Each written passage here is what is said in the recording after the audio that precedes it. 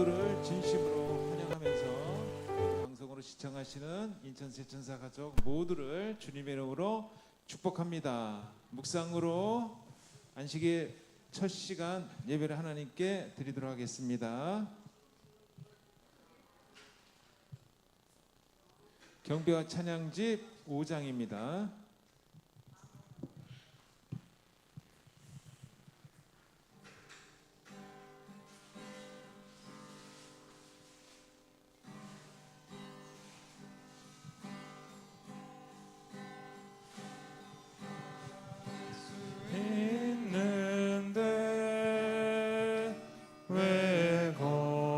걱정하십니까?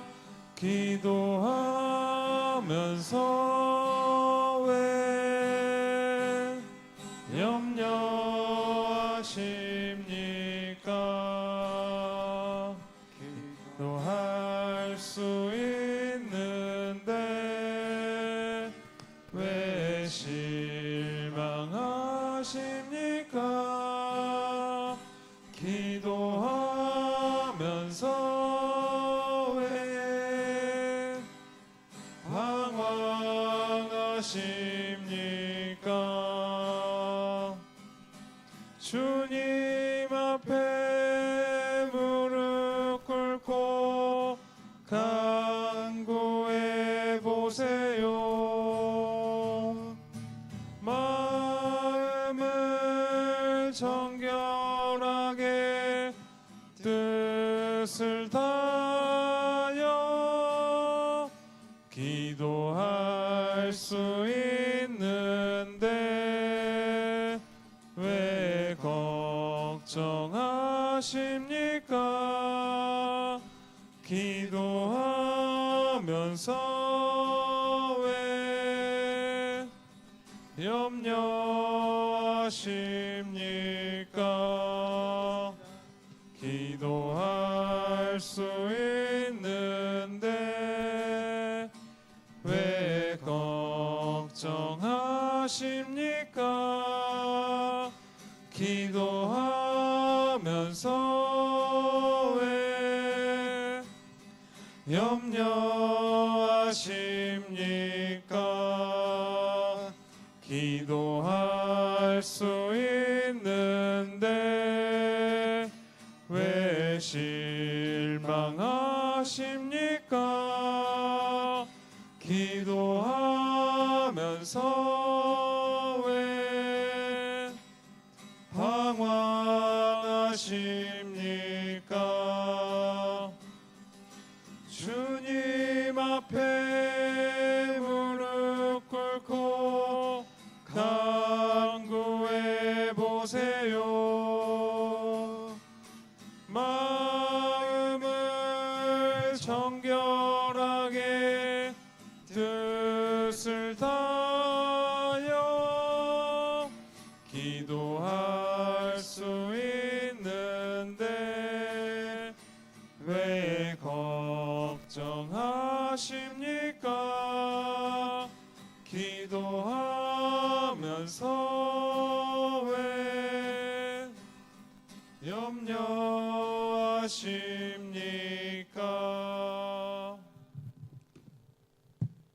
네, 기도할 수 있는데 지금은 기도하는 시간이 되겠습니다. 기도 제목은 교회 연합과 부흥을 위해서 잠시 기도하는 시간을 갖도록 하겠습니다. 기도하겠습니다.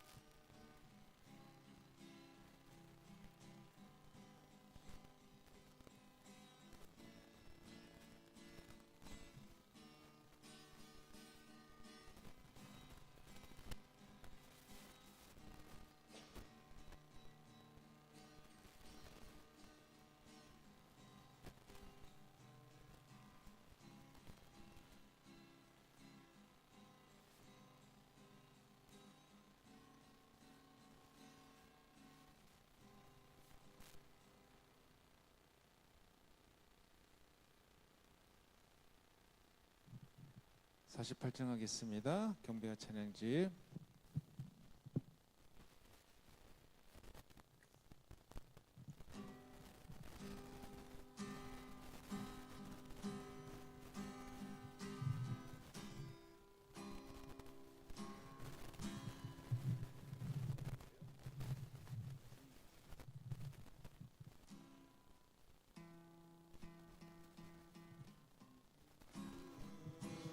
다시 오실 때까지 나는 이 길을 가리라. 좁은 문 좁은 길 나의 십자가 지고 나의 가는 이 길 끝에서 나는 주님을 보리라. 영광의 내 주님 나를 맞아 주시리. 주님 다시 오실 때까지 나는 일어나 달려가리라. 주의 영광 온 땅 덮을 때 나는 일어나 노래하리. 내 사모하는 주님 온 세상 구주시라. 내 사모하는 주님 영광의 왕이시라. 주님 다시 오실 때까지 나는 이 길을 가리라. 좁은 문 좁은 길 나의 십자가 지고 나의 가는 이 길 끝에서 나는 주님을 보리라. 영광의 내 주님 나를 맞아 주시리. 주님 다시 오실 때까지 나는 일어나 달려가리라. 주의 영광 온 땅 덮을 때 나는 일어나 노래하리. 내 사모하는 주님 온 세상 구주시라. 내 사모하는 주님 영광의 왕이시라.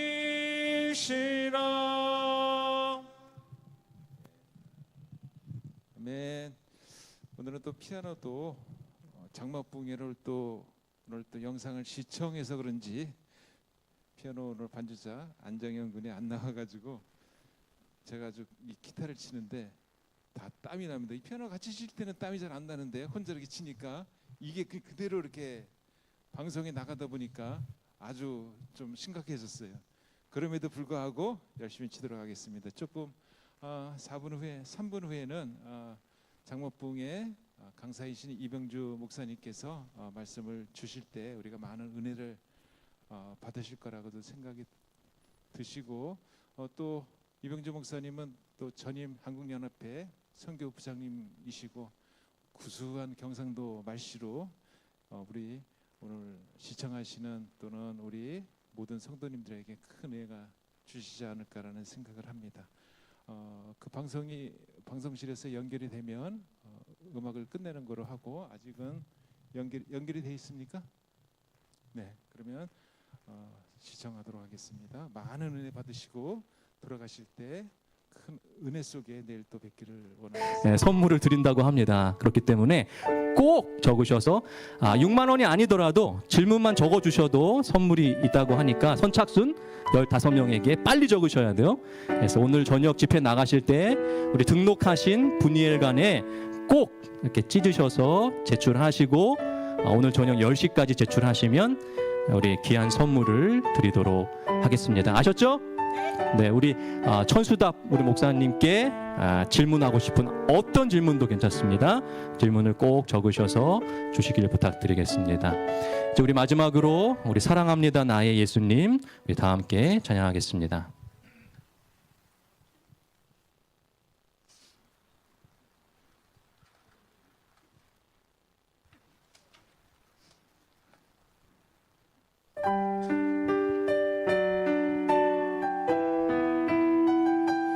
우리의 마음을 다하여 예수님에 대한 사랑을 고백하며 찬양하겠습니다. 사랑합니다 나의 예수님 사랑합니다 아주 많이요 사랑합니다 나의 예수님 사랑합니다 그것뿐이에요 사랑한다 아들아 사랑한다 아들아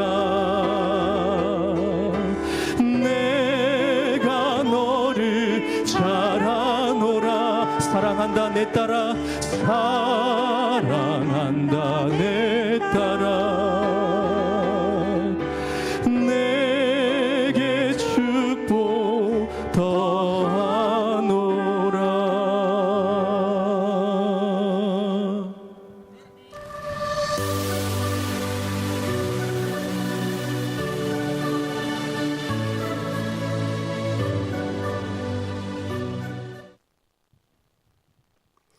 행복한 안식일입니다. 우리 옆분과도 함께 인사를 나누실까요? 행복한 안식일입니다. 네, 행복한 안식일입니다. 우리가 이번 한 주간 참 많은 은혜를 받았습니다. 여러분 아직 살아 있습니까? 라고 하는 주제로 많은 은혜를 받았는데요. 오늘 이 안식일이 되어서 기대가 더 됩니다. 안식일은 우리가 하나님께서 복을 곱절로 주시는 그런 날이기 때문에 이 말씀의 은혜가 얼마나 넘칠지 기대가 됩니다. 이제 시작하는 기도를 서정환 앞에 평신도 실업인 협회 총무님이신 박완성 장로님께서 해주시겠습니다.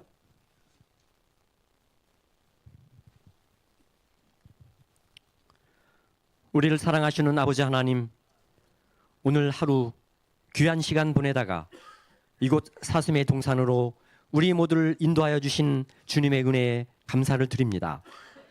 분주하고 바쁘다는 이유로 주님을 가까이 모시지 못한 저희들의 잘못을 용서하여 주시고 주님을 가까이 함으로 주님이 내 안에 주님이 나의 삶에 살아있게 하여 주시옵소서. 하나님 아버지, 이번 서정환 앞에 전도 장막 축제를 통하여 나의 과거를 되돌아보며 현재의 나의 삶을 살피고 나의 미래를 계획하는 귀한 시간 되게 하여 주셨기를 간절히 간구합니다. 하나님 아버지, 이제 대면 장막 부흥회의 문을 엽니다. 작은 순서 하나하나를 준비하기 위하여 수고한 주의 종들을 축복하시고 기억하여 주시고 장막 부흥회가 마칠 때까지 주님의 거룩한 임재하심이 이 사슴의 동산과 온라인으로 말씀을 청취하는 모든 성도들에게 임하여 주시옵소서.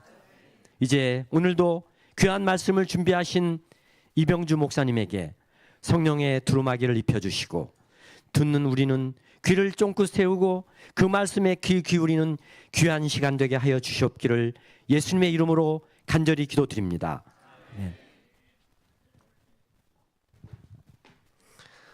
자, 이제 우리 강사 목사님을 좀 소개하도록 하겠습니다. 이미 천수답이라고 하는 필명으로 많은 분들이 알고 계시고요. 또 많은 은혜를 아침마다 받고 계십니다.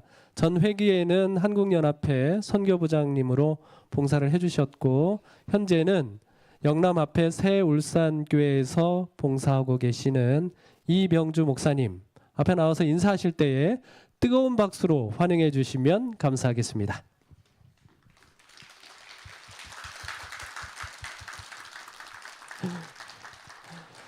자, 이제 준비된 찬양으로 하나님께 영광을 돌리고 오늘 아직 살아 있습니까? 네 번째 시간 종교연합의 위엄과 안식일 신앙이라고 하는 말씀으로 은혜를 나누도록 하겠습니다.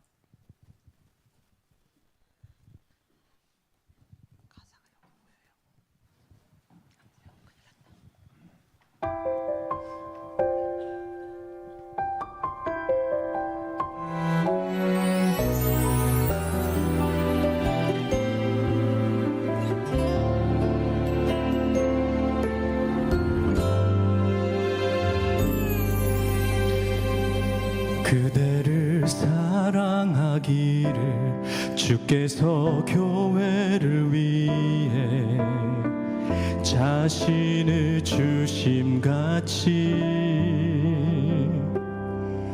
그대를 사랑하기를 교회의 머리 되신 주께 순종하듯 하리라.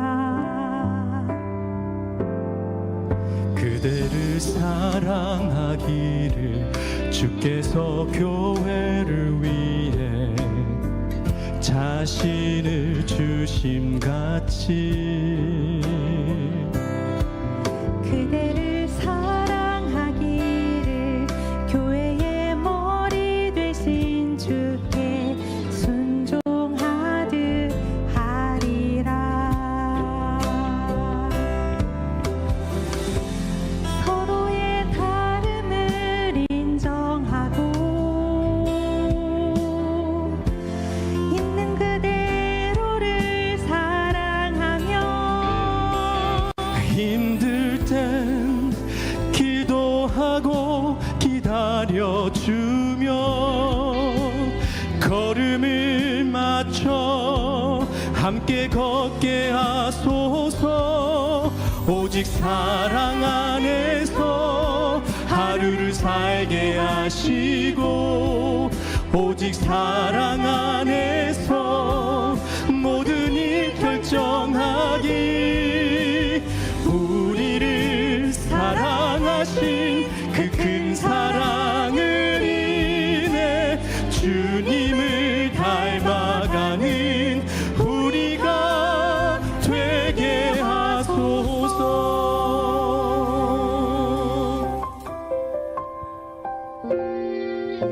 그대를 사랑하기를 주의 교회를 위해 자신을 주심같이 그대를 사랑하기를 교회의 머리 되신 주께 순종하듯 하리라. 서로의 다름을 인정하고 있는 그대로를 사랑하며 힘들 땐 기도하고 기다려주며 걸음을 맞춰 함께 걷게 하소서. 오직 사랑 안에서 하루를 살게 하시고 오직 사랑 안에서 모든 일 결정하기 우리를 사랑하신 그 큰 사랑을 인해 주님을 닮아가는 우리가 되게 하소서. 오직 사랑 안에서 하루를 살게 하시고 오직 사랑 안에서 모든 일 결정하기 우리를 사랑하신 그 큰 사랑을 인해 주님을 닮아가는 우리가 되게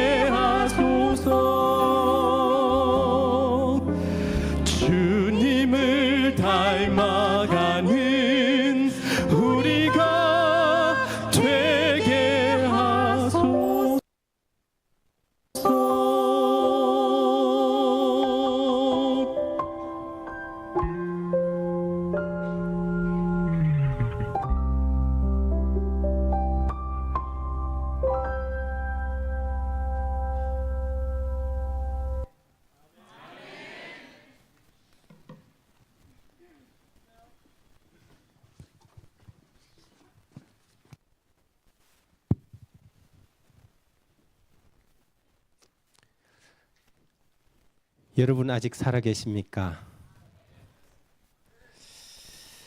2023년 서중한 전도 장막회를 위해서 아직은 살아계십니까? 라는 제목을 준비해서 지금 3일째 진행하고 있습니다.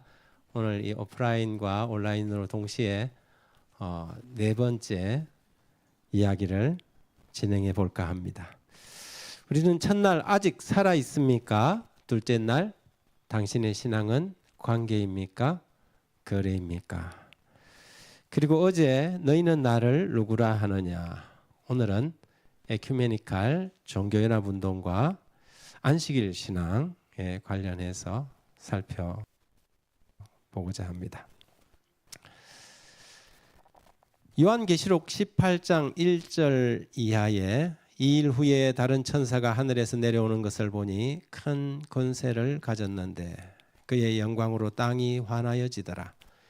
힘찬 음성으로 외쳐 이르되 무너졌도다 무너졌도다 큰 성 바벨론이여 귀신의 처소와 각종 더러운 영이 모이는 곳과 각종 더럽고 가증한 새들이 모이는 곳이 되었도다. 그 음행의 진노의 포도주로 말미암아 만국이 무너졌으며 또 땅의 왕들이 그와 더불어 음행하였으며 땅의 상인들도 그 사치의 세력으로 치부하였도다 하더라. 또 내가 들으니 하늘로부터 다른 음성이 나서 이르되 내 백성아 거기서 나와 그의 죄에 참여하지 말고 그가 받을 재앙들을 받지 마라. 요한계시록에 한 영적 세력 바벨론에 대한 기록입니다. 기원전 539년 10월 13일 밤 당시 난공불락의 도성으로 불리던 바벨론 성이 졸지에 무너져 내렸습니다. 선대왕 느부갓네살이 세계를 통일하고 제국을 세운 지 불과 66년 만이었습니다. 느부갓네살이 누구입니까? 두라 평지에 거대한 이 신상을 세우고 수많은 문무백관들을 다 불러 모으고 그 금신상에게 절을 하도록 명령하여 충성 맹세를 받았던 제국의 왕이었습니다. 그는 나 왕이 말하여 이르되 이 큰 바벨론은 내가 능력과 권세로 건설하여 나의 도성으로 삼고 이것으로 내 위엄의 영광을 나타낸 것이 아니냐고 소리쳤던 사람입니다. 하지만 그가 죽은 지 불과 23년 만에 거대한 제국 바벨론이 무너졌습니다. 다니엘이 그의 꿈을 해석해 주었던 그대로 왕이여 왕은 여러 왕들 중에 왕이시라. 하늘의 하나님이 나라와 건세와 능력과 영광을 왕에게 주셨고 사람들과 들짐승과 공중의 새들 어느 곳에 있는 것을 막론하고 그것들을 왕의 손에 넘기사 다 다스리게 하셨으니 왕은 곧 그 금머리라. 왕 뒤이어 왕보다 못한 다른 나라가 일어날 것이요. 다니엘이 꿈을 해석한 그대로 이 난공불락의 도성 바벨론 성이 무너졌습니다. 이 느부갓네살이 바벨론을 다스린 때만 하더라도 페르시아는 동쪽 페르시아만에 붙어있는 작고 불품 없는 나라에 불과했습니다. 하지만 성경의 예언대로 캄비세스의 아들 고레스는 메디아를 복속하고 신속히 나라를 확장해 가기 시작했습니다. 벨사살의 아버지인 나보니드스와의 이 세력 경쟁에서 성기를 잡자 고레스는 그의 군대를 말머리를 바벨론 도성을 향해서 내달았습니다. 나보니드스의 아들인 바벨론의 마지막 왕 벨사살은 문을 걸어 잠근 채 이 페르시아 군대의 공성전을 대비했습니다. 여러 번 시도했지만 바벨론 성은 무너질 것 같지 않았습니다. 역사가들의 기록에 의하여 보면 바벨론 도성은 이 세 줄기의 물이 지나가면서 두 줄기는 성을 감싸고 있었습니다. 자연스럽게 해자를 이루어서 적군들이 그 성을 공격하는데 굉장히 어렵게 만들어놨죠. 그리고 한 줄기는 성을 통과하고 있어서 이 공성전에 문을 걸어 잠그더라도 성 안에는 풍부한 식량과 물들을 공급할 수 있었습니다. 그래서 이 양식만 충분하면 그 당시에 문을 걸어 잠그고도 20년은 살 수 있을 정도로 든든한 요새의 바벨론 도성이었습니다. 성벽의 두께는 무려 30m로 성벽 꼭대기에 마차 2대가 지나갈 수 있도록 만들어진 거대한 도성 바벨론이었습니다. 그래서일까요? 이 도성을 믿고 그날 마지막 밤에 벨사살은 바벨론의 귀인 1,000명을 불러 모으고 술 파티를 벌이고 있었습니다. 벨사살 왕이 그의 귀족 1,000명을 위하여 큰 잔치를 베풀고 그 1,000명 앞에서 술을 마시니라. 벨사살이 술을 마실 때에 명하여 그의 부친 느부갓네살이 예루살렘 성전에서 탈취하여 온 금, 은 그릇을 가져오라고 명하였으니 이는 왕과 귀족들과 왕후들과 후궁들이 다 그것으로 마시려 함이었더라. 그만하게도 그는 하나님께 드리는 이 예배에 사용됐던 기명들을 가져와서 거기에다가 술을 부어서 마셨습니다. 그리고 그의 처첩들을 거느린 채 잔치를 배설한 것입니다. 그러나 그날 그 술 파티가 바벨론의 마지막 밤이 되고 말았습니다. 메데 페르시아를 이끌던 고레스 대왕은 바벨론 성을 지나는 이 유프라데스의 강줄기를 막아버리고 자연스럽게 생긴 이 도성을 통과하는 이 수로를 따라서 군대들이 들어가서 그날 밤에 술 파티를 벌이는 이 바벨론 도성의 문을 열어버렸습니다. 그날 밤에 갈대아 왕 벨사살이 죽임을 당하였고 메대 사람 다리오가 나라를 얻었는데 그때의 다리오는 62세였더라. 고레스는 나이가 많은 자신의 장인 메대의 다리오를 초대 제왕으로 세우고 자신은 뒤에서 섭정을 하였습니다. 신바벨론 제국의 몰락은 계시록에 나와 있는 영적 바벨론 제국의 몰락의 상징으로 계시록에서 사용하고 있습니다. 다니엘에 나오는 이 바벨론의 이미지가 신약 성경의 요한계시록에 다시 차용된 것이지요. 구약 시대의 거대한 제국 바벨론은 하나님의 백성들을 유린하고 포로로 사로잡아갔습니다. 마찬가지로 마지막 시대의 이 영적 바벨론이 하나님의 진리의 교회를 핍박하고 박해하고 억압하게 될 것입니다. 여기 우리 교회 주석에는 이렇게 적고 있습니다. 실제적이건 영적이건 바벨론은 오랫동안 이렇게 하나님의 진리와 백성에 대한 전통적인 원수로 인식되어 왔다. 계시록에서 사용된 것처럼 이 명칭은 고대에서 종말까지 모든 배도한 종교적 조직체나 그 지도자에 대한 상징이다. 문자적 바벨론의 죄악과 운명이 길게 제시되어 있는 구약의 많은 구절들을 영적 바벨론에 대한 묘사한 계시록의 구절들과 비교해 보면 그 이름의 비유적인 적용이 적절하다는 것이 명백해진다. 이것들과 다른 구절들을 정독해 보면 영적 바벨론과 관련된 신약의 구절들의 의미를 이해하기 위한 배경으로서 문자적 바벨론에 관하여 구약을 철저히 연구하는 것이 중요하다는 점이 드러난다. 모든 나라, 배도의 보편적인 성격이 여기 묘사되어 있다. 하나님의 계명을 인간의 계명으로 대체하는 것과 국가가 종교적인 법령을 강요하는 것은 전 세계적인 일이 될 것이다. 바벨론은 이 초기 교회 때는 제국 로마의 모습으로 가면을 갈았었습니다. 그 다음에 시대가 지나고 난 다음에 교회 로마로 변신합니다. 하나님의 백성들을 박해하고 하나님의 계명을 파괴하는 세력이 바벨론의 실체입니다. 그런데 그런 바벨론이 마지막 시대에 다시 부활할 것을 성경은 예언하고 있습니다. 요한계시록 13장 3절에 그의 머리 하나가 상하여 죽게 된 것 같더니 그 죽게 되었던 상처가 나음에 온 땅이 놀랍게 여겨 짐승을 따르고 그의 머리 하나가 상하여 죽게 된 것 같은 그 짐승의 회복. 그런데 온 세상이 그를 따를 것이다.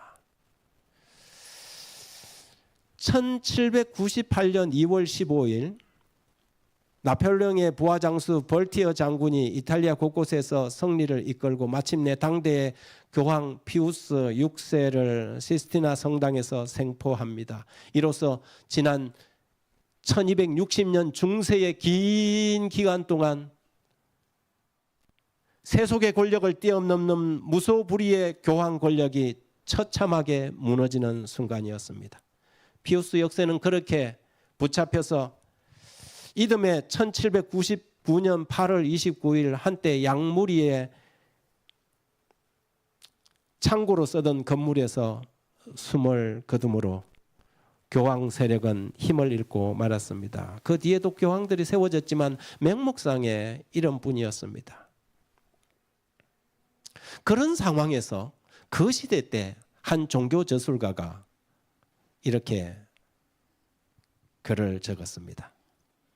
사탄은 두 큰 오류 영혼불멸설과 일요일 신성성을 설을 통하여 사람들을 그의 기만 아래로 들어오게 할 것이다. 영혼불멸설은 강신술의 기초가 되고 일요일 신성설은 로마 교회에 대한 공명심을 일으킨다.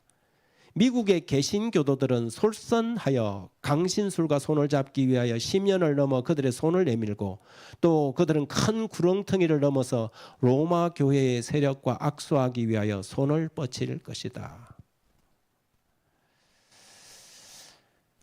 여러분, 한때 종교 자유를 찾아서 교황권을 피해서 기회의 땅 아메리카로 건너와 이주민들이 세운 나라 미국 아닙니까?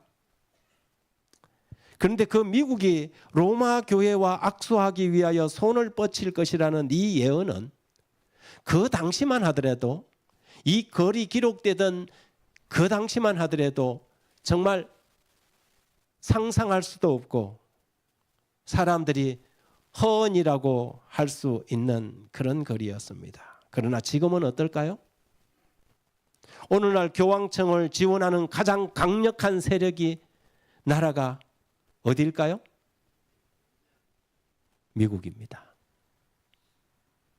계시록 13장에 나오는 어린 양처럼 땅에서 올라와 용처럼 말하는 나라 미국이 오늘날 교황청의 가장 강력한 후원자로 등장했습니다.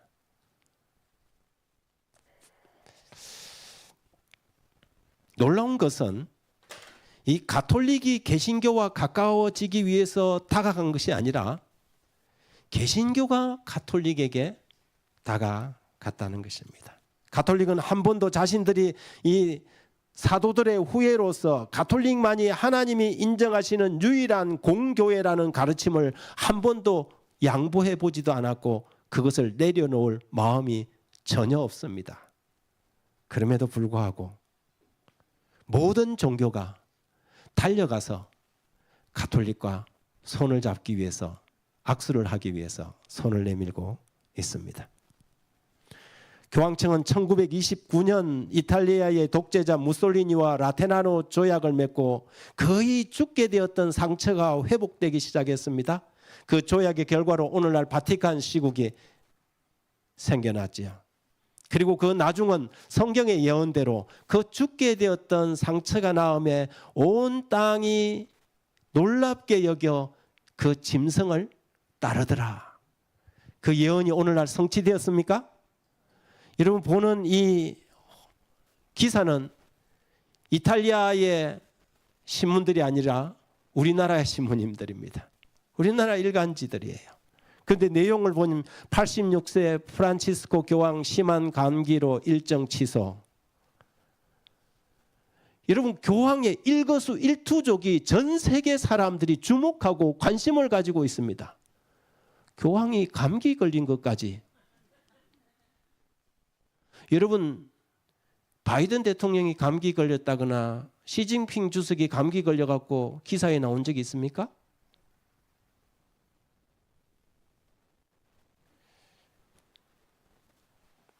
머자나 예언의 때가 되면 이 열불 가진 짐승의 세력은 무섭게 치고 나올 것입니다.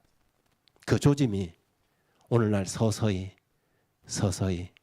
이루어져 가고 있습니다.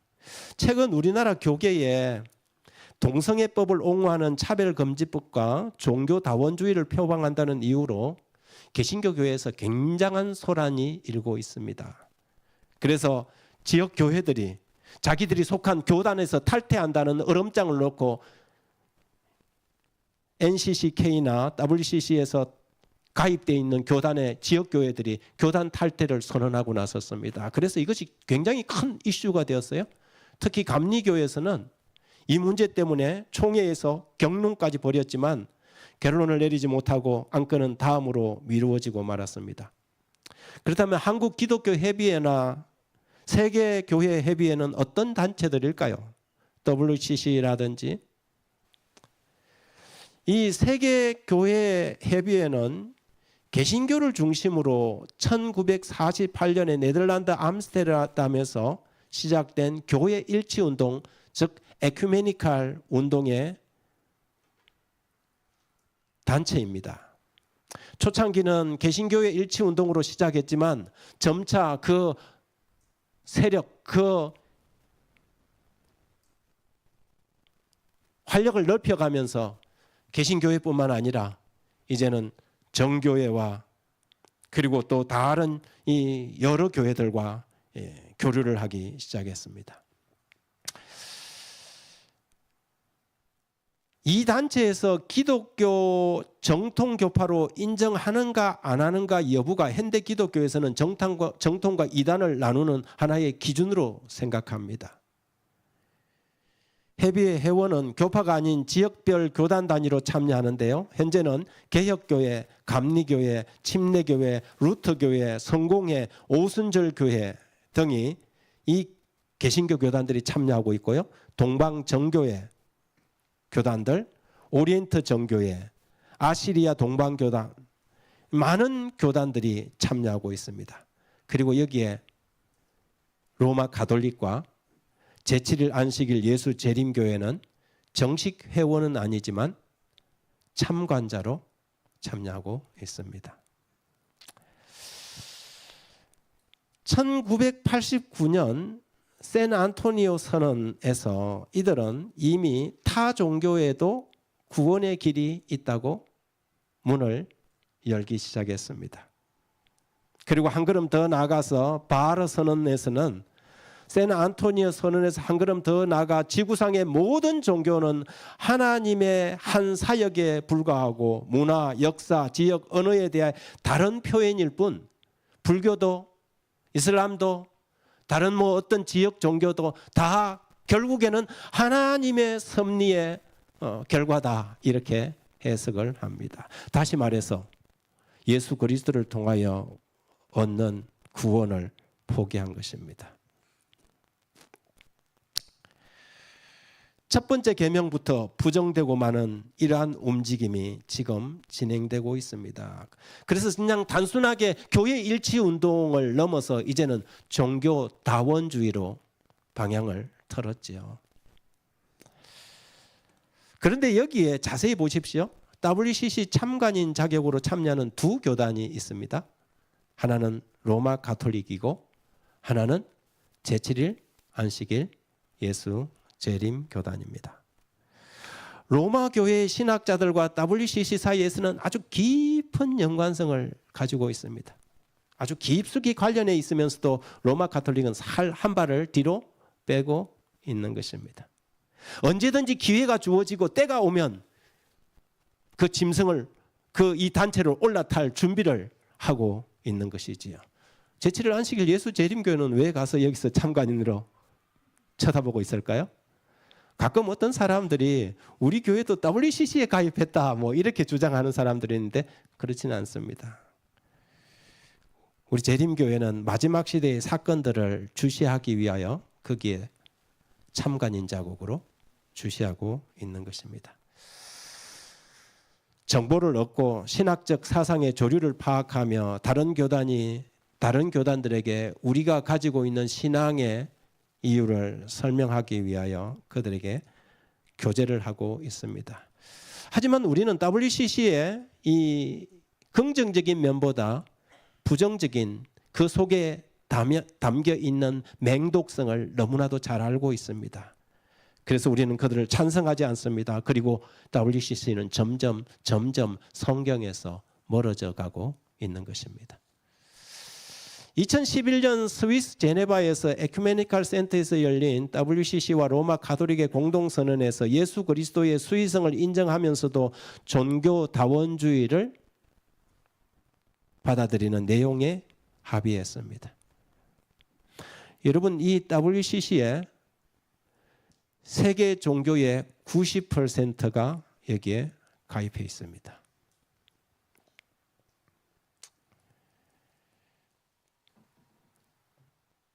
계시록 13장의 짐승의 표는 그들이 마음만 먹으면 언제든지 강요될 수 있는 준비가 차근차근히 갖춰져 가고 있는 것입니다.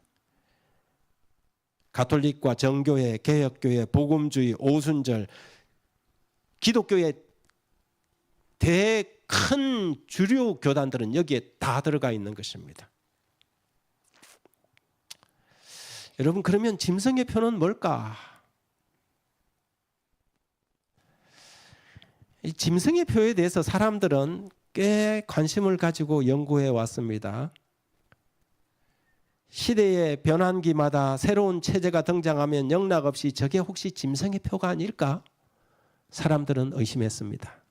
그래서 컴퓨터가 처음 나왔을 때 거대한 컴퓨터를 이름을 비스트라는 짐승이라는 이름을 붙여두고 컴퓨터의 언어를 바코드를 이게 짐승이다. 그래서 그것이 짐승의 표다. 그렇게 주장을 했습니다. 그러다가 크레딧 카드가 나왔습니다. 신용카드가 처음 나오자 사람들이 신용카드가 짐승의 표다 그랬어요. 그래서 짐승의 표 신용카드에 바코드가 다 찍혀 있지 않습니까?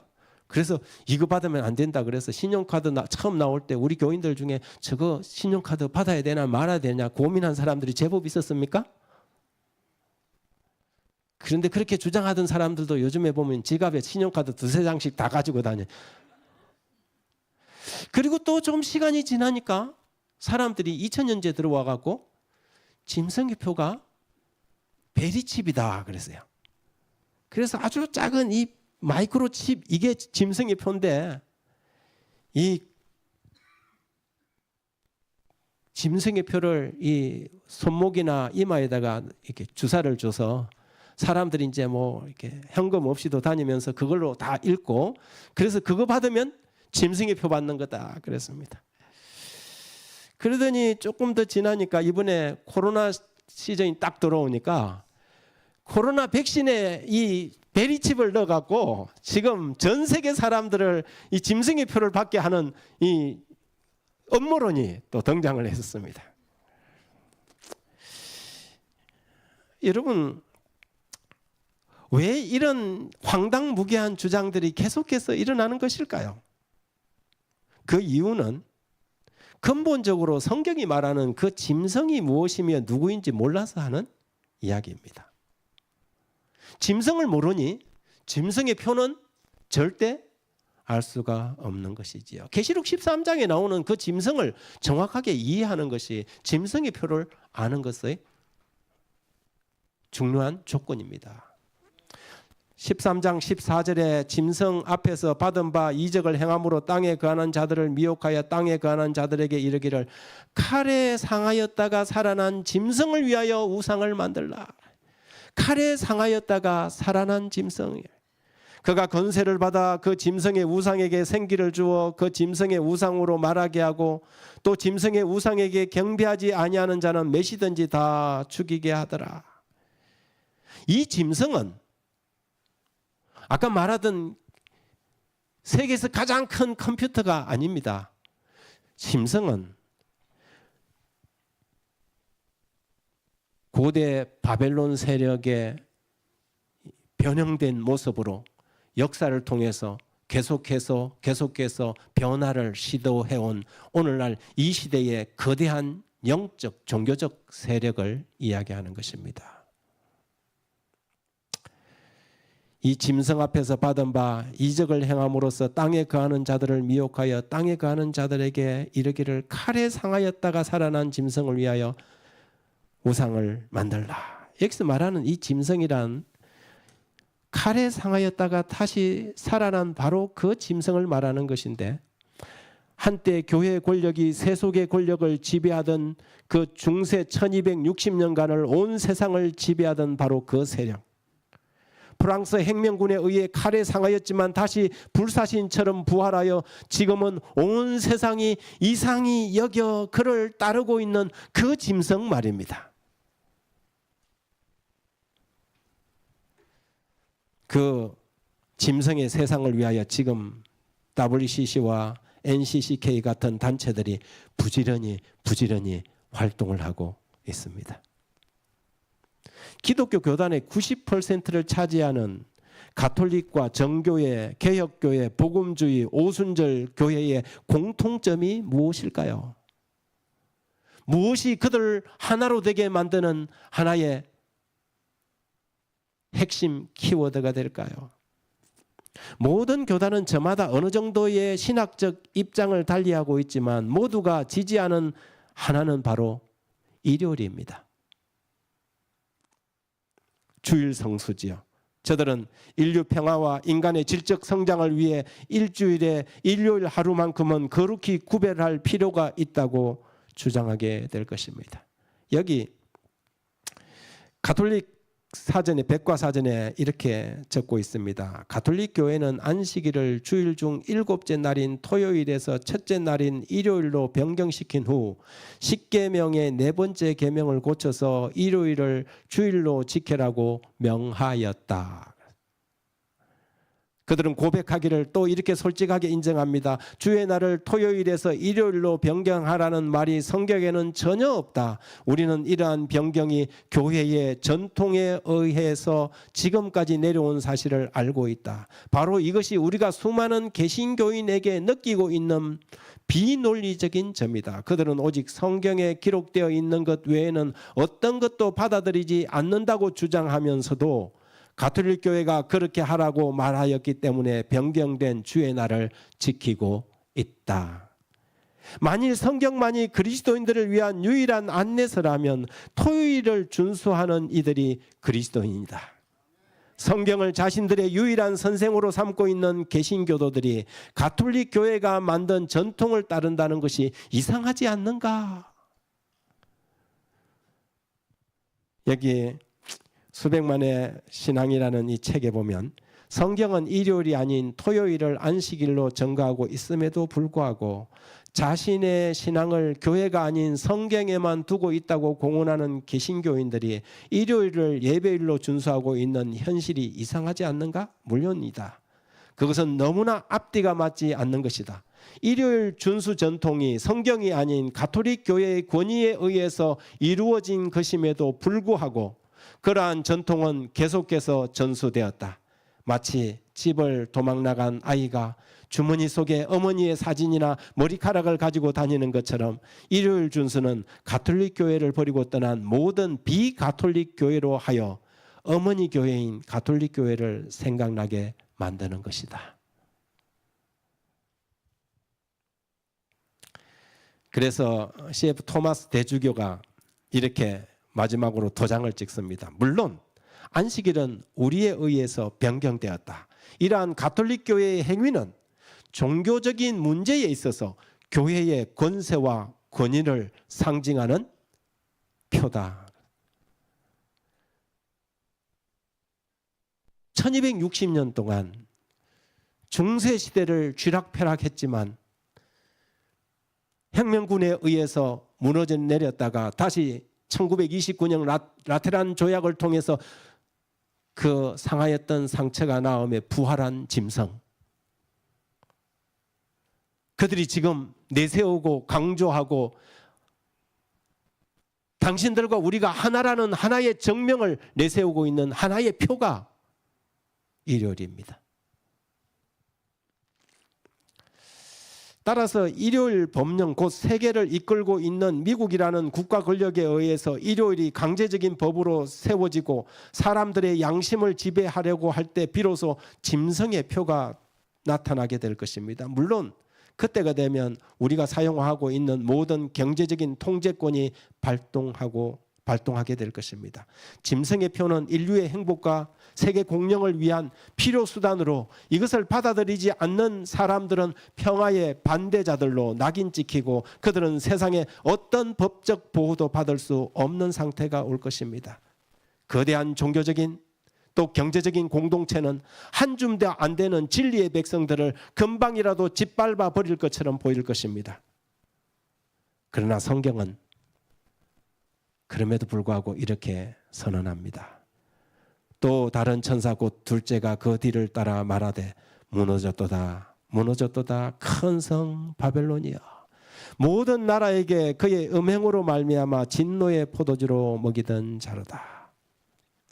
바벨론은 졸지에 무너질 것입니다. 고대 바벨론 제국처럼 흥청망청 술 파티를 벌이다가 그날 밤에 무너진 것처럼 이 거대한 세력도 하나님의 손에 의해서 무너지고 그들의 치부는 드러나게 될 것입니다. 그러므로 사랑하는 성도들이시여 여러분의 믿음과 신앙을 끝까지 견고하게 붙잡게 되길 바랍니다. 우리의 모습이 때때로는 우리의 교회의 모습이 배도하고 배교하는 이 세력에 비해서 너무 형편없이 초라해 보일지라도 그러나 마침내 바벨론은 무너질 것입니다. 진리의 백성들이시여 하나님의 말씀 이 진리에 온전히 충성하고 순종하는 사람들이 되길 간절히 바랍니다. 오늘날 우리에게 절대적으로 필요한 신앙은 두 가지, 안식일 신앙과 부활 신앙입니다. 바벨론 신앙의 대표적인 두 가지 교리는 일요일 준수와 영혼 불멸 사상입니다. 결국 마지막 시대는 경배 곧 예배의 싸움이 될 것입니다. 마치 가인과 최초의 싸움 가인과 아벨의 싸움처럼 말입니다. 하나님의 말씀대로 예배할 것인가? 아니면 자기 마음대로 전통대로 예배할 것인가? 하늘과 땅과 바다와 물들의 근원을 만드신 창조주를 기억하는 표징이 되는 안식일을 기억할 것인가? 아니면 세상의 모든 권력을 쥐고 왕들과 세상의 상인들과 모든 조직체 위에 앉아서 혼합된 포도주로 세상을 미혹하는 짐승의 세력 바벨론의 상징인 일요일에 예배할 것인가? 이것은 단순히 예배일에 관한 문제가 아닙니다. 이것은 우리가 섬기고 예배하는 그 경배의 대상에 관한 문제입니다. 여러분은 창조주를 섬기시겠습니까? 아니면 짐승에게 굴복하시겠습니까? 힘찬 음성으로 외쳐 이르되 무너졌도다 무너졌도다 큰 성 바벨론이여 귀신의 처소와 각종 더러운 영이 모이는 곳과 각종 더럽고 가증한 새들이 모이는 곳이 되었도다. 그 음행의 진노의 포도주로 말미암아 만국이 무너졌으며 또 땅의 왕들이 그와 더불어 음행하였으며 땅의 상인들도 그의 사치의 세력으로 치부하였도다 하더라. 또 내가 들으니 하늘로부터 다른 음성이 나서 이르되 내 백성아 거기서 나와 그의 죄에 참여하지 말고 그가 받을 죄악들을 받지 말라. 여러분들이 지금 어느 교단 어느 교회에 속해 있든지 간에 오늘 이 말씀은 또 내가 들으니 하늘로부터 다른 음성이 나서 이르되 내 백성아 거기서 나와 그 죄에 참여하지 말고 그가 받을 죄악을 받지 말라는 이 마지막 호소에 주의하시기 바랍니다. 바벨론은 무너질 것입니다. 우리 주님의 재림이 점점 가까워오는 이때에 이 귀한 이 서중원 앞에의 이 온라인 전도 장막 집회를 통하여 오프라인에 계시든지 여러분이 온라인에 계시든지 하나님이 여러분을 진리로 초청하는 이 부르심에 주저하지 마시기 바랍니다. 전라북도 임실군 둔남면 오수리에 가면 이렇게 오수의겸비라는 이 비석이 상이 하나 딱 서 있습니다. 원래 이 오수리는 당시 남원군 거령현이라는 이름으로 있었습니다. 고려시대에 김계인이라는 사람이 개 한 마리를 애지중지하게 길렀는데 어느 날 외출할 때 그 개를 데리고 나갔습니다. 개인이 술을 많이 먹고 술에 취해서 길바닥 풀밭에서 쓰러져 자고 있었습니다. 그런데 하필이면 덜불이 일어난 것이지요. 주인이 위기에 처했다는 것을 알게 된 이 개가 이 가까이 있는 개울에 가서 자기의 몸을 물에다가 이렇게 빠뜨려서 그 주변 풀밭을 이렇게 막 뒹굴면서 불이 주인에게 접근해 오지 못하도록 한 것입니다. 그렇게 불은 지나가고 개인이 잠에서 깨어서 보니 온 사방이 불이 탔는데 자기만 누운 그 자리만 불이 타지 않은 것입니다. 그리고 이 개 한 마리가 자기가 애지중지 키우던 그 개가 지쳐서 쓰러져 죽어 있는 것을 보게 되었습니다. 그는 고이 무덤을 만들고 노래를 지어서 이 개를 위로하고 그리고 무덤 위에 자신의 지팡이를 표지로 꼽았습니다. 그런데 그 나무가 그 지팡이가 살아서 꽃이 피고 싹이 나고 나무가 되었다는 것입니다. 큰 나무가 되었다는 것입니다. 그래서 여기에서 개오자에다가 나무 숫자를 써서 그 지역 이름을 오수라고 바꿨습니다. 여러분, 주인을 위해서 충성을 다한 오수견, 우리는 과연 하나님의 진리의 말씀에 이렇게 충성할 수 있을까요? 오류와 원수들의 하마가 우리를 삼키기 위해서 달려올 때 도망가지 않고 이 진리를 위해서 우리의 목숨을 바칠 수 있을까요? 저는 오늘 이 오수견의 이 충성심과 같은 그런 마음이 진리를 향하여 불일 듯 우리의 마음 속에서 일어나게 되길 간절히 바랍니다. 여러분을 바벨론에서 진리의 터전으로 초대합니다. 감사합니다.